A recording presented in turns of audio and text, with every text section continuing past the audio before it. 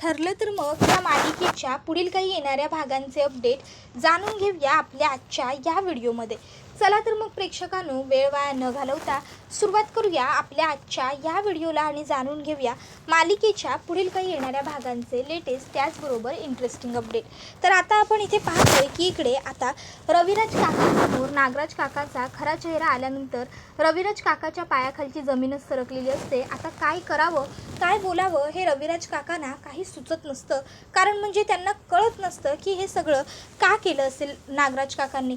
तर आता सायली ही अर्जुनला म्हणत असते, अहो मला काय वाटतं माहिती आहे का, आता आपण सध्या तरी इथे या तिघांना ठेवणं म्हणजे रिस्की गोष्ट आहे. आपण एक काम करूया, आपण या तिघांना आपल्याबरोबर आपल्या घरीच घेऊन जाऊया.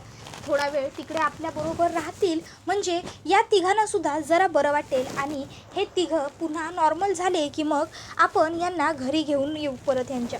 काय वाटतं तुम्हाला? सध्या रविराज काकांची अवस्था मला काही फार बरोबर वाटत नाही हो. त्यावर अर्जुनला सुद्धा सायलीचं म्हणणं पटतं. कारण का आता तो सुद्धा त्याच्या नजरेच्या समोर रविराज काका आणि प्रतिमा आत्याची अवस्था बघत असतो. त्यामुळे मग तो म्हणतो, ठीक आहे बायको, तू म्हणतेस तर आपण तसंच करूया. सध्या आपण सिनियरला आणि प्रतिमा आत्याला तसंच आपण सुमन काकूला सुद्धा आपल्याच घरी घेऊन जाऊया. चल लवकर निघूया. आणि मग सगळेजण आता सुभेदारांच्या घरी येतात. आता असे अचानक रविराज काका आणि प्रतिमा आत्या त्याचबरोबर सुमन हे सगळेच सायली अर्जुन बरोबर आल्यामुळे सगळ्यांनाच आश्चर्य वाटतं. पूर्णाजी म्हणते, काय रे तुम्ही असे अचानक कसे आला तिकडे? काय ग प्रतिमा? त्याबरोबर कल्पना म्हणते, आणि हे काय सायली अर्जुन, तुम्ही काय म्हणाला होतात? तुम्ही तर कामासाठी बाहेर जात आहे म्हणून मग तुम्ही भाऊजींबरोबर आणि प्रतिमाबरोबर कसे काय आलात? आणि प्रतिमा, तुझं तोंड का एवढंसं झालं आहे? रविराज भाऊजी, तुम्ही काय एवढं टेन्शनमध्ये दिसताय? काही झालं आहे का? काही घडलं आहे का? बोला ना काहीतरी. अर्जुन, सायली, काय झालं आहे? बोला ना, इतके गप्प का आहात तुम्ही सगळे? त्याबरोबर मग आता अर्जुन सांगायला लागतो, इतके दिवसांपासून आम्ही एवढे दिवस रविराज काका आणि प्रतिमा आत्याच्या ॲक्सिडेंटच्या मास्टर माइंडला शोधत होतो आणि फायनली आम्हाला तो मास्टर माइंड सापडला आहे. त्याबरोबर हे ऐकून घरातल्या सगळ्यांनाच प्रश्न पडतो की अरे, जर यांना एवढी चांगली महत्त्वाची बातमी कळाली आहे तर ह्यांचं तोंड का पडलं आहे? मग लगेचच आता कल्पना आणि प्रताप हे दोघंही जण विचारू लागतात की अरे, जर तुम्हाला एवढी महत्त्वाची गोष्ट कळाली आहे तर तुमचं तोंड का असं पडलं आहे? भाऊजी, कोण आहे ती व्यक्ती? अर्जुन, सायली, बोला ना काहीतरी. त्याबरोबर मग सगळेच गप्प असतात. रविराज काकाच स्वतःच्या तोंडाने सांगतात, नागराज. त्याबरोबर नागराजचं नाव आता इकडे घेतल्याबरोबर प्रियाच्या तर पायाखालची जमीनच सरकते. प्रियाला तर कळतच नसतं की बापरे, म्हणजे या सगळ्यांना खरोखर नागराजने हे सगळं केलं आहे हे कळालं. आता मी काय करू, मी कसं करू? प्रियाला काहीच सुचत नसतं, काय बोलावं, काय करावं, कसं करावं. प्रिया आता म्हणजे तिच्या पायाखालची जमीन सरकलेली असते, तिच्या हातातलं ताट खाली पडतं. त्याबरोबर सगळेच जण तिच्याकडे बघू लागतात. तर प्रिया म्हणते, सॉरी, मी आलेच, हे सगळं मी आवरून आले. आणि मग ती लगेचच तिकडनं आता ते सगळं काही उचलून वगैरे ठेवायला जात असते. मग आता ती तिकडनं गेल्याच्या नंतर लगेचच थेट ते सर्व किचनमध्ये ठेवते ताट वगैरे आणि स्वतःच्या रूममध्ये जाते. रूममध्ये जाऊन आता प्रिया हिला खूपच जास्त घाम वगैरे फुटलेला असतो. प्रिया आता विचार करत असते की हे सगळं काय घडून बसलं आहे? खरंच नागोबाने हे सगळं केलं हे या सायली अर्जुनला कळालं आहे? बाप रे! आणि आता जर नागोबाला अटक झाली असेल तर माझं तर काही खरंच नाही. मला तर ह्या घरात नागोबानेच आणलं होतं ना. त्याबरोबर आता इकडे कल्पना म्हणत असते, काय बोलताय तुम्ही हे सगळं? खरंच ह्या सगळ्यामागे नागराज भाऊजी आहेत, त्यांनी हे सगळं केलं आहे? अर्जुन, अरे पण कसं शक्य आहे हे सगळं? आणि हे सगळं तुम्हाला कधी कळालं? आणि म्हणजे खरंच वाटत नाही आहे, विश्वासच बसत नाही आहे. खरोखर घरातल्यांचा तर विश्वासच बसत नसतो. तर आता रविराज काकांना ह्या सर्व गोष्टींचा त्रास होऊ लागतो आणि त्यामुळे रविराज काका आता थेट तिकडनं एका खोलीत जातात आणि खोलीचा दरवाजा बंद करून घेतात. आणि खोलीत जाऊन ते ह्या गोष्टीवरती पश्चाताप करत असतात की मी एवढे दिवस सापाला दूध पाजत होतो, एवढे दिवस मी ज्या भावाला भाऊ समजत होतो तो भाऊ माझा भाऊ नव्हताच, तर तो भाऊ माझा पक्का वैरी होता. तर आता रविराज काका रडत असतात. तर आता लगेचच सगळे घरातले त्या ठिकाणी येतात आणि तिकडे येऊन आता सगळेच जण रविराज काकांना हाका मारू लागतात आणि म्हणत असतात, रविराज दरवाजा उघडा. हे बघ रविराज, असा दरवाजा बंद करून घेऊन स्वतःला कोंडून किंवा स्वतःला त्रास देऊन काहीही निष्पन्न होणार नाही आहे. रविराज, प्रतिमा, त्या पूर्ण आजी, त्याचबरोबर अर्जुन, प्रताप सगळेच हाका मारत असतात, पण कोणाचंच रविराज काका ऐकत नसतात. मग आता तिकडे सायली येते आणि सायली आता रविराज काकांना हाक मारते, बाबा उघडा ना दरवाजा. त्याबरोबर सायलीची हाक ऐकून रविराज काका लगेचच खोलीचा दरवाजा उघडतात. सायली म्हणत असते, तुम्हीच म्हणाला होतात ना मला मी तुमची मुलगी आहे म्हणून, तुम्हीच मला तुमच्या घरी माझं माहेर म्हणून नेलं होतं ना, आणि आज तुम्हीच स्वतःला हा असा त्रास करून घेताय. त्याबरोबर रविराज सायलीला मिठी मारतात आणि म्हणत असतात, अगं मग सांग ना काय करू, सांग काय करू. अगं एवढे दिवस ज्या भावाला अगदी स्वतःच्या पोटच्या मुलाप्रमाणे सांभाळला, ज्या भावाला प्रत्येक चुकीवरती माफ केला, ज्या भावाने मागितलं ते त्याला दिलं, त्याच भावाने आज माझ्याबरोबर अशी गद्दारी केली. तर दुसऱ्या बाजूला आता इकडे साक्षी ही मोबाईलवरती रील्स स्क्रोल करत असताना तिच्या मोबाईलवर अचानक नागराज किल्लेदारला झाली अटक, रविराज किल्लेदारांच्या भावानेच रचला रविराज किल्लेदारांना मारण्याचा कट, अशा सगळ्या बातम्या येऊ लागतात. आता ती बातम्या बघून साक्षी इकडे खूपच जास्त घाबरते. साक्षीला वाटतं याचा अर्थ अर्जुनने नागराज काकाला सुद्धा शोधून काढलेलं आहे. मला प्रियाबरोबर बोललं पाहिजे, तिकडची काय परिस्थिती आहे हे मला आता प्रिया सांगू शकते. मग साक्षी प्रियाला कॉल करते आणि आता साक्षी प्रियाला सांगत असते की हे बघ प्रिया, तू आता सांभाळून राहा, काळजी घे, मी हे जे सगळं ऐकते ते खरं आहे ना. त्यावर प्रिया होकार देते. त्याबरोबर मग साक्षी म्हणते, मग तू हे मला सगळं सांगितलं का नाहीस, का लपवल्यास माझ्यापासून गोष्टी. त्यावर प्रिया म्हणते, मला हे आत्ताच कळलं. साक्षी म्हणत असते, हे बघ आता तू काळजी घे, तू स्वतः सेफ राहा, कारण आता जर त्या नागराज काकांनी माझ्या अण्णांबरोबर असलेली 30 वर्षांची मैत्री तोडून माझ्या अण्णांवरती किडनॅपिंग वगैरे करून त्यांचं तोंड बंद करण्याचा प्रयत्न केला, तर तू तर त्यांच्यासाठी काहीच नाही आहेस, काहीच नाही. त्यामुळे ते तुला तर असे जीव गायब करू शकतात किंवा तुझ्याबरोबर काहीही चुकीचं घडू शकतं. त्यामुळे आता तू स्वतःची काळजी घे. त्यावर आता लगेचच प्रिया होकार देते. साक्षी ही तिला म्हणत असते, आणि हो आणखीन एक गोष्ट, तिकडे काय घडतं आहे, तिकडचे काय अपडेट आहेत हे मला कळवत राहा. त्यावर लगेचच प्रिया म्हणते, हो मी कळवत राहीनच. आणि त्याच्यानंतर मग लगेचच ती म्हणते, बरं चल मी फोन ठेवते, आता घरामध्ये सगळे आहेत, सुभेदार किल्लेदार सगळेच, जर कोणी मला तुझ्याबरोबर बोलताना ऐकलं ना तर खूप मोठी गडबड होऊन जाईल. आणि मग ती फोन ठेवते. रविराज काकांना शांत करून आता सायली अर्जुन दोघंही त्यांच्या रूममध्ये आलेले असतात. रूममध्ये आल्याच्यानंतर इकडे अर्जुन हा त्याच्या नेहमीच्या टेबलावरती बसतो. इतक्यात त्याने समोर त्यांना महिपतच्या घरात जी फाईल मिळालेली असते ती ठेवलेली असते, ती दिसते. अर्जुन ती फाईल बघतो आणि म्हणत असतो, याचा अर्थ प्रतिमा आत्तेची खोटी डेड बॉडी तयार करणारा माणूससुद्धा दुसरा तिसरा कोणीही नसून नागराज काकाच होता. नागराज काकानेच प्रतिमा आत्तेची खोटी डेड बॉडी आणली होती. त्या दिवशी अश्विनने आपल्याला जो CCTV फुटेजचा व्हिडिओ दाखवला, त्या व्हिडिओमध्ये आपल्याला एक मोठा केसांचा माणूस दिसत होता. ती पर्सनॅलिटी नागून डिट्टो नागराज काकासारखीच दिसत होती. पण आपल्याला नागराज काकावरती संशय नसल्यामुळे आपल्या लक्षातच ही गोष्ट आली नाही की ही पर्सनॅलिटी नागराज काकाची आहे. त्यावर आता अर्जुन पुढे म्हणत असतो, नागराज काकाने हे सगळं प्रॉपर्टीसाठी केलं, मला तर नागराज काकाच्या विचारांची कीव येते. त्याबरोबर सायली म्हणते, एक मिनटं, ह्या सगळ्यात आपण एक महत्त्वाचा दुवा विसरतो. त्यावर अर्जुन म्हणतो, कुठला, काय झालं आहे सायली. त्यावर सायली म्हणते, अहो असं काय करताय, आपण हे कसं विसरू शकतो की त्या डेड बॉडीबरोबर प्रियाचे DNA मॅच झाले होते. जर प्रियाचे DNA त्या डेड बॉडीबरोबर मॅच झाले होते तर नक्कीच या सगळ्यामध्ये कदाचित प्रियाचा सुद्धा हात आहे, बरोबर ना. त्यावर अर्जुन म्हणतो, बायको तुला हे काय म्हणायचं आहे. त्यावर सायली म्हणते, प्रियाचा DNA कसा काय मॅच झाला त्या खोट्या डेड बॉडीबरोबर. जर ती खरी तन्वी आहे तर तिचा DNA मॅच व्हायला नको होता. आणि नागराज काकांनी हे सगळं रिपोर्ट वगैरे मॅनेज केले म्हणजे नक्कीच ह्या सगळ्याबद्दल प्रियाला सुद्धा कल्पना असेलच की. आणि जर प्रियाला ह्या सगळ्याबद्दल कल्पना असेल तर मग प्रियाने का म्हणून या सगळ्यासाठी तयारी दर्शवली असेल. नागराज काकांनी एकट्याने हे सगळं करणं शक्य नाही आहे. आणि तुम्हाला आठवतंय का, जेव्हा प्रिया तन्वी आहे हे सत्य सगळ्यांच्या समोर आलं होतं तेव्हा सुद्धा नागराज काकाच पुढे पुढे करत होते. त्याबरोबर आता लगेचच अर्जुन म्हणतो, हो लक्षात आहे माझ्या. नागराज काकाच रविराज काकांना सांगत होता की बघ हिच्याकडे सगळ्या तन्वीच्या बालपणीच्या वस्तू आहेत, म्हणजे ही तन्वी आहे. उलट सिनियर तेव्हा म्हणाला की आपण DNA टेस्ट करून घेऊ. नागराज काकाचं तर म्हणणं होतं की हिच्याकडे वस्तू का आहेत, म्हणजे हीच तन्वी आहे. याच्यावरून हे नक्की क्लिअर होतं की यामध्ये तन्वीचा सुद्धा काहीतरी संबंध आहे. आपण शोधाशोध करायला हवी, पण कशी?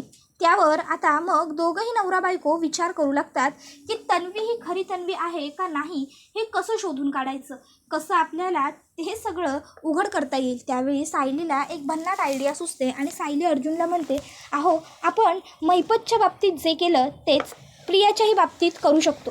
त्यावर अर्जुन काय विचारतो, त्यावर सायली म्हणते, अहो आपण जशा त्याला चिठ्ठ्या पाठवायचो तसंच आता प्रियाला सुद्धा चिठ्ठ्या पाठवूया. आणि तसंही आपण महिपतला चिठ्ठ्या पाठवायचो ही गोष्ट प्रियाला ठाऊकच नाही आहे. त्यामुळे प्रिया खरोखरच गांगरून जाईल, घाबरून जाईल आणि आपला प्लॅन हा अगदी सोप्या पद्धतीने यशस्वी होईल. त्याबरोबर मग अर्जुन म्हणतो, ठीक आहे. मग अर्जुन सायली प्रियाला चिठ्ठ्या पाठवायला सुरुवात करतात. आता नागराजचा नंबर तर झाला, आता तुझा नंबर. तुला काय वाटलं, आम्हाला कळलं नसेल की तू हे सगळं काही रविराज काकांच्या प्रॉपर्टीसाठी करतेस? रविराजांच्या प्रॉपर्टीवर तुझा डोळा आहे आणि सुभेदारांच्या सुद्धा प्रॉपर्टीवर तुझा डोळा आहे, म्हणूनच तू सुभेदार आणि किल्लेदारांच्या घरात घुसलीस काय, बरोबर ना? आता ही चिठ्ठी वाचल्यावर मग मात्र प्रिया चांगलीच घाबरते. प्रियाला काय करावं काही कळतच नसतं. आता तासाभरातच प्रियाजवळ दुसरी चिठ्ठी येते आणि दुसऱ्या चिठ्ठीमध्ये लिहिलेलं असतं की आता काय करणार? आता फसलीस ना आमच्या जाळ्यात. तुला वाटतंय की कोणाला काहीच माहीत नाही आहे, पण आम्हाला सगळं माहिती आहे आणि आता तुझा खेळ आम्ही खल्लास करणार. नागराजनंतर आता तुझाच नंबर लागणार. आता तुला वाटत होतं की तू डोळे मिटून दूध पितेस म्हणजे तू कोणाला दिसत नाहीस, पण मांजर डोळे मिटून दूध पित असलं तरी मांजर संपूर्ण जगाला दिसत असतं. आता त्या नागराजनंतर बघ तुझाच नंबर लागणार. ती साक्षी तर मेली आणि आता तो महिपतसुद्धा तुरुंगात गेला आणि आता तो नागराजसुद्धा. आता उरलं कोण? फक्त तू. त्या नागराजबरोबरच तू हात मिळवणी केली आहेस ना. आता हे सगळं वाचल्यावर प्रिया आता ठरवते की आपण या घरात नाही राहायचं, घर सोडून पळून जायचं. आणि रात्रीची आता प्रिया सगळेजण झोपल्यावर घरातनं पळ काढण्याचा प्रयत्न करत असते. ती घराचा मेन डोर उघडायला जाते तोपर्यंत सायली येते आणि हॉलमधली लाईट लावते. तिच्याचबरोबर अर्जुनसुद्धा असतो. सायली प्रियाला म्हणत असते, काय प्रिया उर्फ तन्वी मॅडम घरातून पळून जाण्याचा प्रयत्न करताय? तर अर्जुन हा आता घरातल्या इतर सर्व सदस्यांना तिकडे बोलवून घेतो आणि आता सगळ्यांच्या समोरच तो प्रियाला म्हणत असतो, तू खरी तन्वी नाही आहेस हे आम्हाला कळून चुकलं आहे, आता खरं बोल बऱ्या बोलाने. प्रिया खोटं बोलत असते त्यावेळी सायली तिच्या एक खणखणवून मुस्काटात देते आणि बाद झाला आता तुझं, खूप केलीस नाटके, आता खरं बोल असं म्हणते. त्याबरोबर मग मात्र आता प्रिया ही लगेचच खाली जोरात बसते आणि रडायचं नाटक करू लागते आणि म्हणत असते, तुम्हाला सगळ्यांना माझ्यावरती का विश्वास पटत नाही? का तुम्हाला मी खरं बोलते हे कळत नाही आहे? मी का खोटं बोलू? खोटं बोलून मला काय मिळणार आहे? मीच आहे खरी तन्वी, तन्वी किल्लेदार उर्फ तन्वी सुभेदार. हो मीच आहे तन्वी. लहान असताना माझा आणि आईबाबांच्या गाडीचा एक अपघात झाला. आता खरं तर तिला नागराजनी जी काही स्टोरी सांगितलेली असते की नाही, प्रिया अगदी जशीच्या तशी स्टोरी सगळ्यांच्या समोर सांगत असते. आमचा अपघात झाला, गाडीचा अपघात झाल्याच्या नंतर आईबाबा बेशुद्ध झाले. थोड्या वेळासाठी मी सुद्धा बेशुद्ध झाले होते. कालांतरानंतर मला शुद्ध आली. मला शुद्ध आल्यावर मग मी उठले आणि मी उठून तिकडनं हळूहळू चालण्याचा प्रयत्न केला. मदत मिळते का बघण्यासाठी मी लांबवर गेले आणि नंतरनं आईबाबांजवळ परत येण्यासाठी मला रस्ताच नाही सापडला. मी हरवले आणि मग मी मधुभाऊंना सापडले. मधुभाऊंनी मला घरी नेलं त्यांच्या आणि तिकडे घरी नेल्यावर मग त्यांनी मला त्यांची मुलगी म्हणून सांभाळलं. पण तिकडे सुद्धा त्यांनी मला चांगलं नाही वागवलं. त्यांनी मला खूप वाईट वागवलं. मला प्रत्येक वेळी ते त्रास द्यायचे, मला हिणवायचे. मी कशी त्यांना सापडलेली मुलगी आहे हे सतत सुनवायचे. त्यांचा सगळा जीव ह्या सायलीवरच होता. प्रत्येक वेळी ते मला छळायचे. तुम्हाला विश्वास होत नसेल ना माझ्यावर, तर हे सगळं तुम्ही मधुभाऊंना विचारा. आणि त्याशिवाय तन्वीच्या वस्तू का तर सगळ्या माझ्याकडेच आहेत ना, म्हणजे मीच खरी तन्वी आहे ना, नाहीतर त्या वस्तू माझ्याकडे कुठून आल्या असत्या. तर इकडे तुरुंगात असलेल्या महिपतपर्यंत सुद्धा नागराज तुरुंगात आल्याची बातमी पोहोचते. आणि महिपतला जेव्हा कळतं की नागराजला सुद्धा पोलिसांनी अटक केलेली आहे, तेव्हा मग मात्र इकडे महिपतला खूप आनंद होतो. महिपत म्हणू लागतो, माझ्या लेकराच्या जीवावर उठला होता ना हा नाग्या, आता बरं झालं पोलिसांनी ह्यालाच बरोबर कोपच्यात घेतला. आता काय हा पोलिसांच्या तावडीतून सुटत नसतो, कारण त्या सुभेदारनंच ह्याला अडकवायचं ठरवलेलं आहे. तर दुसऱ्या बाजूला आता साक्षीला सुद्धा खूपच जास्त टेन्शन आलं. तिला वाटतंय की आता अण्णांना त्या सायली अर्जुनने तुरुंगात घालवलं, ह्या नागराज काकांना सुद्धा त्यांनी तुरुंगात घालवलं. आता फक्त उरली आहे प्रिया आणि मी. प्रिया तर त्या सुभेदारांच्याच घरात राहते, म्हणजे तिला तुरुंगात घालवायला त्या सायलीला आणि अर्जुनला आता कितीसा वेळ लागणार आहे. एकदा का जर त्यांनी प्रियाला सुद्धा तुरुंगात घालवलं की त्यानंतर फक्त उरते ती मी, म्हणजे ते लोक मला सुद्धा तुरुंगात घालवू शकतात. जर सायली अर्जुन माझ्यापर्यंत पोहोचले तर मी काय करू? मला काहीतरी करावं लागेल. काहीही झालं तरी ते सायली आणि अर्जुन माझ्यापर्यंत पोहोचता कामा नये. नाही पोहोचले पाहिजे ते माझ्यापर्यंत, कुठल्याही परिस्थितीत नाहीच पोहोचले पाहिजे. मी काय करू? अण्णासुद्धा जेलमध्ये आहेत आणि माझ्याकडे काही पर्यायही नाही आहे. हा सचिन याला म्हणते की माझ्याबरोबर लग्न कर आणि मला इकडनं घेऊन जा, आपण कॅनडाला शिफ्ट होऊ, पण हा सुद्धा नाही म्हणतो. ह्या सगळ्या परिस्थितीत काय करू? विश्वास कोणावर ठेवू? काहीच समजत नाही आहे. कसं करू? काय करू? सगळीकडनं सगळ्या वाटा बंद झाल्यासारख्या दिसत आहेत. काहीच सुचत नाही आहे. देवा, आता तूच मला ह्या सगळ्यातून मार्ग दाखव. त्या दिवशी माझ्या हातून जर तो एक खून घडला नसता तर कदाचित आज माझ्या नशिबात हे सगळे भोग आले नसते. एका चुकीमुळे एवढे मोठे माझ्या आयुष्याचे वाटोळे झाले. आता काय करू? काही सुचत नाही आहे. अण्णासुद्धा नाही आहेत. असं बोलून आता इकडे साक्षी ही रडत असते. साक्षीला कळत नसतं की आता मी काय करू, कसं करू, कारण तिच्यासोबत महिपत नसतो. ज्यावेळी महिपत तिच्यासोबत असायचा त्यावेळी साक्षीला कोणाची आणि कशाचीच भीती नाही वाटायची. पण आता अण्णासुद्धा नाही आहेत. जर अण्णा असते तर मला कसलाच विचार करायची गरजच पडली नसती, असं ती स्वतःच्याच मनात म्हणत असते. तर दुसऱ्या बाजूला सायली ही विचारात पडलेली असते. ती विचार करत असते की खरोखर प्रियाजवळ सगळ्या तन्वीच्या वस्तू तर आहेत, पण कशावरून हे सगळं सुद्धा नागराज काकांनीच मॅनेज केलं नसेल. कशावरून हे सगळं तरी कमीत कमी खरं असेल. प्रिया इतकी खोटारडी आहे ना की प्रियावरती विश्वास ठेवावा त्या लायकच ती नाही आहे. आतापर्यंत तिने कितीतरी वेळा आश्रमात सुद्धा असेच पैसे वगैरे चोरलेत. कशावरून ती यावेळी तरी खरं बोलत असेल, यावेळी तरी ती योग्य असेल. मला तर ना राहून राहून सतत प्रियावरती सुद्धा संशय येतो. सायलीला आता प्रियाने जे काही रडगाणं गायलेलं असतं ते खरं काही वाटत नसतं आणि त्यामुळे सायली ही आता त्या सर्व गोष्टी सारख्या आठवत असते आणि प्रयत्न करत असते त्या सर्व गोष्टी एकामेकाला लिंक करून काहीतरी तिला सत्य कळेल, त्या सत्यापर्यंत पोहोचण्याचा. पण सायलीला काहीच सुचत नसतं. ती विचार करते, एवढा आठवून एवढा विचार करूनही मला काहीच कसं सुचत नाही आहे, मला काहीच का आठवत नाही आहे. देवा, आता तूच माझी मदत कर, असं आता सायलीसुद्धा देवाकडे प्रार्थना करत असते. कदाचित माझ्या समोरच एखादी गोष्ट असेल पण ती मला दिसत नाही आहे, आता ती तूच मला दाखव. तर दुसऱ्या बाजूला रविराज काका हे सुद्धा खूपच जास्त नाराज असतात.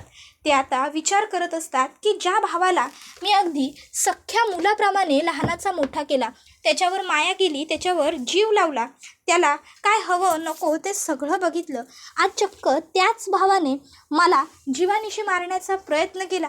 का वागला असेल नागराज असं? नागराजला हे सगळं करून काय मिळालं? का? कशासाठी केलं हे सगळं? प्रॉपर्टीसाठी, पैशांसाठी. जर नागराजने मला सांगितलं असतं की दादा मला तुझी प्रॉपर्टी हवी आहे, तुझा पैसा हवा आहे, तर मी हसत हसत त्याने मागितले असते तितके पैसे, त्याने मागितलं असतं तितकी प्रॉपर्टी मी त्याला देऊन टाकली असती. त्याला हे सगळं करण्याची काहीसुद्धा गरज नव्हती, पण तरीही त्याने हे सगळं केलं. कशासाठी? तर पैशांसाठी. नागराजने आज जे काही केलं आहे ते खूप चुकीचं आहे. नागराजने मला खूप दुखावलं आहे. मी कधीच आता पुन्हा कोणावरती असा आंधळा विश्वास ठेवूच शकणार नाही, असं रविराज काका इकडे म्हणत असतात. आणि ते रडतही असतात. त्यांना वाटत असतं मी एवढा चांगला एवढा मोठा वकील आहे, पण मी स्वतःच्या कुटुंबाला ओळखायला चुकलो, स्वतःच्या मुलीला ओळखायला चुकलो आणि आता तर स्वतःच्या भावाला सुद्धा ओळखताना मी चुकलोच. प्रतिमा आत्या त्यांना समजावत असते, अहो जाऊ दे ना, नका ना वाईट वाटून घेऊ, नका रडू, रडून आता काय मिळणार आहे. आणि तुम्ही तर तुमच्या माणसांवरती, तुमच्या मुलीवरती, तुमच्या भावावरती प्रेम केलं होतं ना, म्हणून तुम्ही त्यांच्यावर विश्वास ठेवलात. ही तुमची चूक नव्हती रविराज. प्लीज सावरा स्वतःला, बाद झाला आता आणि रडणं थांबवा रविराज. त्याबरोबर रविराज काका म्हणतात, प्रतिमा अगं. त्यावर प्रतिमा आत्या म्हणते, प्लीज शांत व्हा, शांत व्हा रविराज. त्याबरोबर आता हा व्हिडिओ इथेच संपतो. आजच्या भागामध्ये आपण पाहिलं की कशा पद्धतीने सायली आणि अर्जुनने आता नागराजला तुरुंगात पाठवल्यानंतर सायलीला आता प्रियावरती डाऊट आला आहे आणि आता प्रियाची उलट तपासणीसुद्धा सायलीने केली आहे. तर दुसऱ्या बाजूला आता साक्षीसुद्धा टेन्शनमध्ये आली आहे. आता नेमकं पुढे काय घडणार हे इंटरेस्टिंग उद्याचा ट्विस्ट असणार आहे. त्यामुळे ते जाणून घेण्यासाठी आजच आपल्या चॅनलला सबस्क्राईब करून ठेवा आणि बेल आयकॉन आठवणीने प्रेस करा, जेणेकरून तुम्हाला पुढच्या प्रत्येक व्हिडिओचं नोटिफिकेशन मिळत जाईल आणि सर्व व्हिडिओंचा आनंद हा अगदी उत्तम पद्धतीने घेता येईल. चला तर मग प्रेक्षकांनो, आजच्या पुरतं इथेच थांबूया. पुढचा व्हिडिओ येईपर्यंत टाटा बाय बाय, धन्यवाद, take care all of you.